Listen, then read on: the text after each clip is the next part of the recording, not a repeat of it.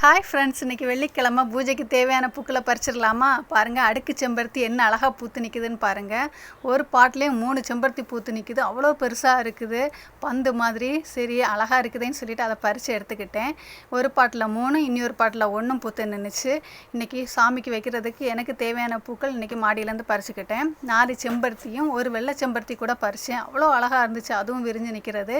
பாருங்கள், அதையும் கூட காமிக்கிறேன். அழகுன்னா அழகு, அவ்வளோ அழகு. பாருங்கள், அழகாக விரிஞ்சு நிற்குது. அதையும் பறித்து அந்த செம்பருத்தி, ரெட் கலர் செம்பருத்தி கூட வைக்கக்கூடிய டைம் அவ்வளோ அழகு, பார்க்கக்கூடிய டைம். இவ்வளோ போதும் என் பூஜைக்கு இன்றைக்கி. அதே மாதிரி என்னெல்லாம் பூ பூத்துருக்குன்னு அப்படியே ஒரு ரவுண்டு போய் பார்த்துட்டு வந்துடலாம். அடினியம் நல்லா அழகாக பூத்திருக்க தொடங்கியிருக்கு. இப்போ திரும்ப 2 பூ வச்சுருக்குது. அதே மாதிரி ரோஸு, இது அழகாக வெள்ளை ரோஸு அழகாக பூத்து நிற்குது பாருங்கள். அதே மாதிரி இந்த மேரிகோல்டு நிறைய பேருக்கு தெரியும், நிறைய வாட்டி பார்த்துருப்பீங்க. இது டேபிள் ரோஸ் பூத்துருக்கு, நாட்டு ரோஸ் பூக்க தொடங்கியிருக்கு. அதே மாதிரி ரெயின் லில்லி விதையும் எடுத்துகிட்டு அப்படியே வந்துட்டேன்.